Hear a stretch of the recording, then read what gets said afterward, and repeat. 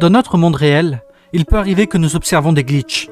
Ces glitches mènent presque à coup sûr aux backrooms, une dimension cauchemardesque dont les halls, aussi appelés la frontière, en est le premier niveau. Nous savons que cette dimension est vaste de manière incohérente, un espace plat et sans fin de moquettes humides et de murs jaunes avec un bruit sans fin de lampes fluorescentes, bourdonnement au maximum. Cet endroit est un désert vide qui engloutit tout, rendant la vie ici terriblement solitaire, tout comme dérivé à l'infini dans l'espace entre les galaxies. Dû au manque de vent, l'air présent dans ce lieu est étouffant. Parfois, des repères visuels peuvent apparaître, comme une flèche ou des inscriptions sur les murs, mais qui, au lieu de donner du sens, ne fait que poser plus de questions. Ne cherchez pas à comprendre les halls. Ce n'est rien d'autre que des pièces vides se répétant à l'infini, ayant autant de sens que de répéter le même mot en boucle, encore et encore, jusqu'à ce que ce mot perde tout son sens. Cela fait combien de temps que vous errez? 1 heure? 3 jours? Vous ne pouvez pas le savoir, car rien n'a changé, et que la lumière reste toujours allumée. Le sommeil dans ce lieu ne venant uniquement que par épuisement. Et il est fortement probable que vous marchez en rond. C'est ce que nous faisons tous. Vous êtes juste là, affamés, coincés avec vos propres pensées. Certains appellent ce lieu les limbes, un nom plutôt adapté pour une réalité qui ne semble exister que pour défier la raison humaine. Malgré tout, nous avons trouvé des pousses de champignons, de grands océans écarlates de fluides de tapis toxiques s'étendant à l'horizon. De profondes cavernes érodées sont parfois cachées sous le tapis. De vastes étendues sans aucune source de lumière existent aussi. Dans certaines salles, on a découvert d'énormes puits cénadriques qui peuvent atteindre une hauteur impossible et s'enfoncer dans des profondeurs tout autant délirantes. Ces recherches sont soutenues par l'UNCB, car plus nous en savons, et mieux nous pouvons survivre à ce lieu. Les chances pour que 2 individus se rencontrent dans les halls sont presque nulles.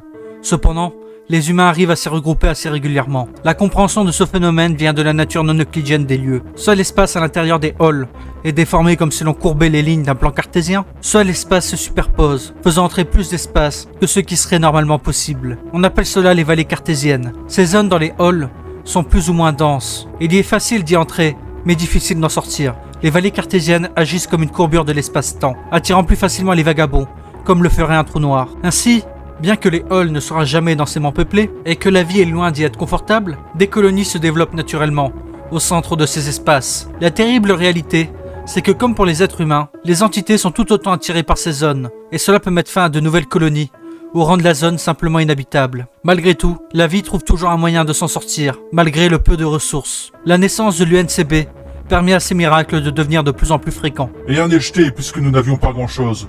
On a déchiré la moquette autour de notre terrain, ce qui n'a fait que révéler encore plus de moquettes. Mais celle-ci était plus fraîche et moins rance. On a séché l'ancienne, et nous avons commencé à décoller le papier peint pour marquer notre territoire. Nous avons abattu certains murs, pour récupérer des planches parfois vieilles, fendues et fragilisées par l'humidité, mais suffisantes pour fabriquer quelques meubles. Nous avons fait de l'engrais, et avons commencé une culture de champignons. Cette culture a fini par attirer des parasites que nous appelons les scintillants. Nous les avons chassés, et construit des pièges. Heureusement, les scintillants étaient une bien meilleure source de nourriture que les champignons. Pendant un instant, on a presque cru pouvoir vivre ici. Cependant, ne vous y trompez pas.